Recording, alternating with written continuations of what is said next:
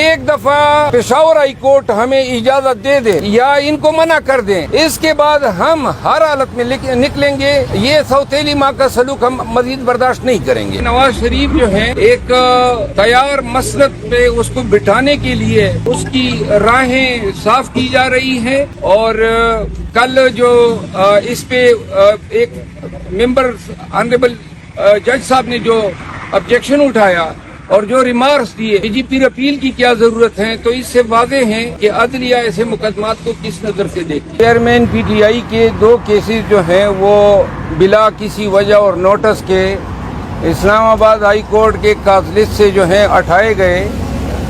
اس میں ایک عدت کا کیس تھا جو میں نے چیلنج کیا ہوا ہے، اور ایک توشاخانہ ریفرنس تھا۔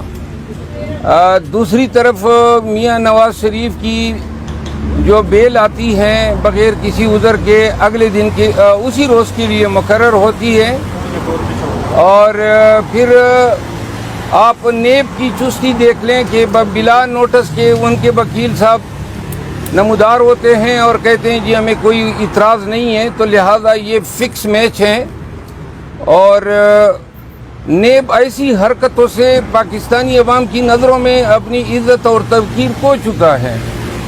کس طرح یہ ادارہ عزت پا سکے گا کہ ابھی آپ کو نوٹس نہیں ہوا ہے اور اس شخص کو آپ فائدہ دلانے پہنچ گئے جس کے ساتھ آپ کا مقدمہ ہے، جس کے اگینسٹ جو ہے اس نے آپ کے حق میں جو فیصلہ ہے اس پہ اپیل دائر کی ہوئی ہے۔ تو لہذا یہ کلوژن اور کنائیونس ہے مجرم اور نیب کے مابین۔ اور دوسری طرف جو ہیں خان صاحب کے جو مقدمات ہیں، میں ایک مثال کوٹ کرنا چاہتا ہوں۔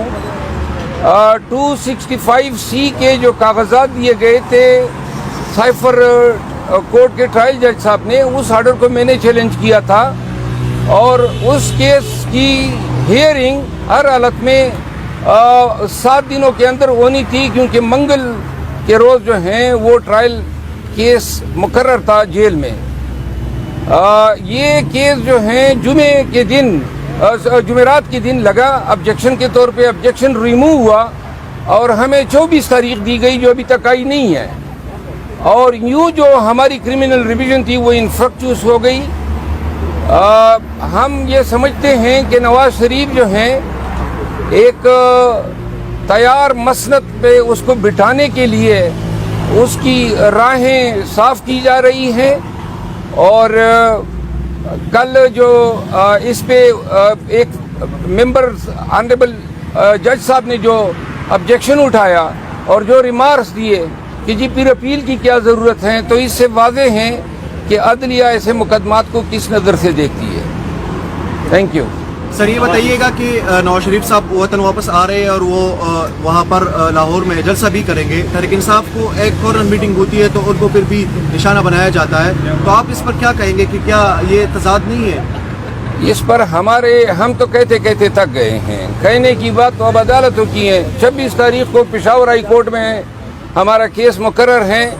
ہم نے استدعا کی ہے کہ سوات میں اور صوبے کے دیگر حصوں میں Pakistan people party, PMLN، Jamaat Islami اور ANP نے اپنی کیمپین شروع کر دی ہے، جبکہ ہماری حالت یہ ہے کہ اس دن ہمارے ایک آفس بیئرر کے گھر میں 10 لوگوں نے کھانا اکٹھے کھایا مردان میں، اس پہ بھی پرچہ ہو گیا۔ تو 26 تاریخ کو ہمارا کیس مقرر ہے، ہماری نظریں اس طرف ہیں۔ ایک دفعہ پشاور ہائی کورٹ ہمیں اجازت دے دے یا ان کو منع کر دیں، اس کے بعد ہم ہر حالت میں نکلیں گے۔ یہ سوتیلی ماں کا سلوک ہم مزید برداشت نہیں کریں گے۔ کس طرح یہ ادارہ عزت پا سکے گا کہ ابھی آپ کو نوٹس نہیں ہوا ہے اور اس شخص کو آپ فائدہ دلانے پہنچ گئے جس کے ساتھ آپ کا مقدمہ ہے، جس کے اگینسٹ جو ہے اس نے آپ کے حق میں جو فیصلہ ہے اس پہ اپیل دائر کی ہوئی ہے۔ تو لہذا یہ کلوژن اور کنائیونس ہے مجرم اور نیب کے مابین۔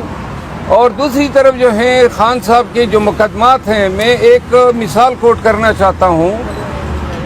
265C کے جو کاغذات دیے گئے تھے سائفر کورٹ کے ٹرائل جج صاحب نے، اس آرڈر کو میں نے چیلنج کیا تھا، اور اس کیس کی ہیئرنگ ہر حالت میں 7 دنوں کے اندر ہونی تھی، کیونکہ منگل کے روز جو ہیں وہ ٹرائل کیس مقرر تھا جیل میں. یہ کیس جو ہیں جمعے کے دن